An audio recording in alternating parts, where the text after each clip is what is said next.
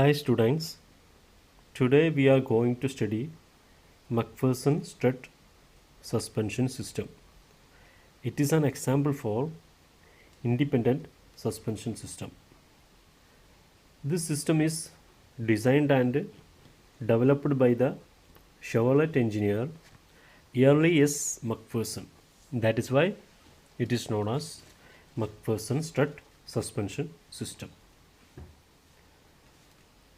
Okay, let us see what are the components in the McPherson strut suspension system.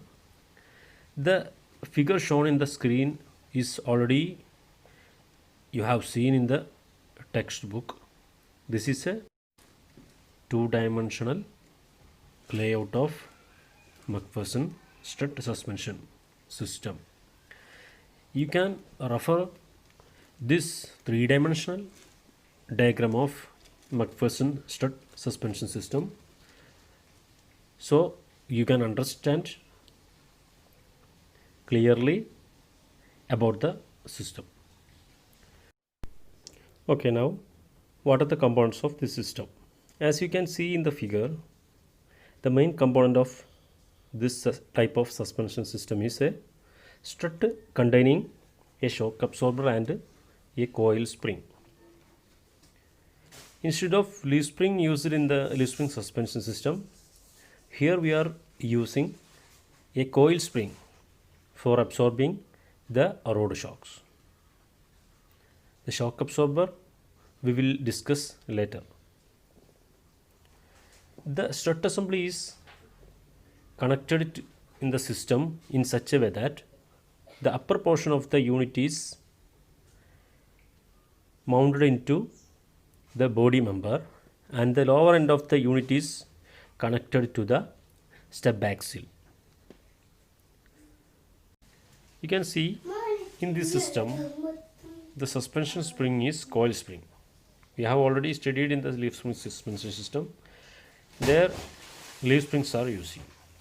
Here instead of leaf springs coil springs are using. Now how it works?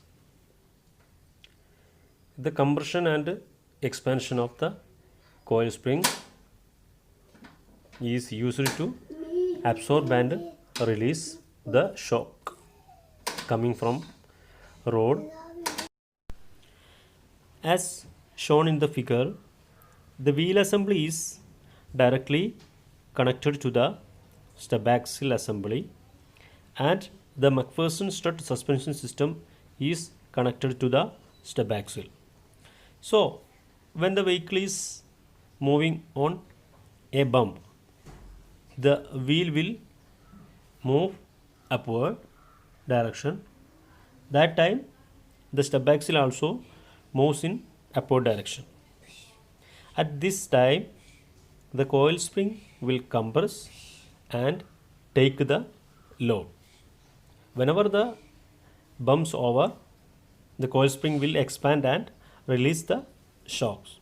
Like that it is working. The function of lower control arm is to position the wheel as well as takes the accelerating, braking and side forces. This system is simpler in construction, so it is widely used in the front suspension of modern vehicles, and this system will give maximum room in the compartment and therefore it is used in the front wheel drive cars.